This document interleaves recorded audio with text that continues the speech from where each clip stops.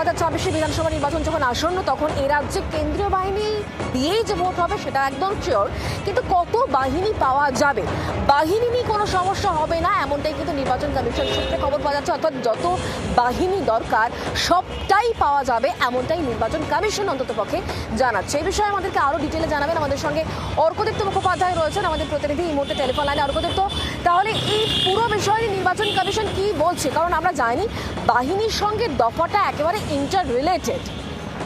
একেবারে দেখো, চলতি সপ্তাহে দুদিন ধরে বৈঠক করে এসেছেন রাজ্যের মুখ্য নির্বাচনী আধিকারিক জাতীয় নির্বাচন কমিশনে, এবং এইখানে এই বৈঠক দুদিনের বৈঠকে কিন্তু প্রথম দিন অন্যতম গুরুত্বপূর্ণ ছিল, কারণ ল অ্যান্ড অর্ডার কি করে মেনটেইনড হবে বিধানসভা ইলেকশনের সময় সেটা নিয়ে কিন্তু আলোচনা হয়েছে, যার মধ্যে অত্যন্ত গুরুত্বপূর্ণ ছিল বাহিনীর বিষয়টা, সেন্ট্রাল ফোর্সের বিষয়টা।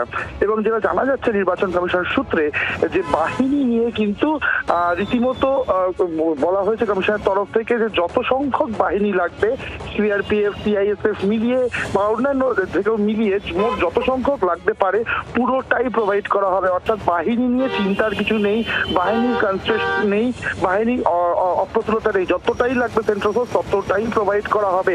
প্রসঙ্গত জানিয়ে রাখি আমাদের রাজ্যে যে 80 থেকে 90 হাজার যে ফোর্স রয়েছে, পুলিশ ফোর্স যেটা রয়েছে তার মধ্যে আমরা কি এটা বলতে পারি তাহলে পশ্চিমবঙ্গ 2 থেকে 3 দফা ভোটের দিকেই এই মুহূর্তে এগোচ্ছে যদি পর্যাপ্ত পরিমাণে বাহিনী পাওয়াই যায়?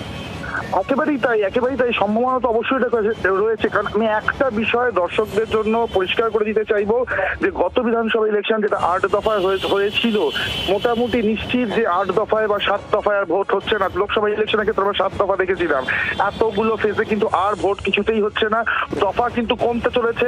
এখনো বলা অফিসিয়ালি মুশকিল যে কত দফায় হতে চলেছে, তবে সম্ভাবনা আবারও রয়েছে 2 দফায় ভোট হয়ে যাওয়া, যেরকম বিহারের ক্ষেত্রে আমরা দেখেছি 2 দফায় ভোট হওয়ার, সেই সম্ভাবনা কিন্তু উড়িয়ে দেওয়া একেবারেই যাচ্ছে না। ফলে যেহেতু দফা কমতে চলেছে সেহেতু কিন্তু বাহিনীর সংখ্যা বাড়াতেই হবে। এবং একটা জিনিস আরো গুরুত্বপূর্ণ, যেহেতু দেশ জুড়ে ইলেকশন সেই সময় হচ্ছে না, 5টা এই মুহূর্তে ইলেকশন বাউন্ড স্টেট রয়েছে এবং তাদের ডেটও কিন্তু এক সম্ভবত হবে না, একই ডেটে ইলেকশন সম্ভবত হবে না।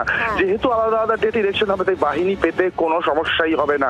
ফলে অ্যাডিকুয়েট বাহিনী দেওয়া হবে এবং সেন্ট্রাল ফোর্সের তত্ত্বাবধানে কিন্তু পশ্চিমবঙ্গে ভোট হতে চলেছে, তা কিন্তু বলাই যায়। চূড়ান্ত কি সিদ্ধান্ত নেওয়া হয় সেদিকে অর্কদীপ্ত আমাদের নজর থাকবে। অনেক ধন্যবাদ আমাদের সঙ্গে টেলিফোন লাইনে থাকার জন্য।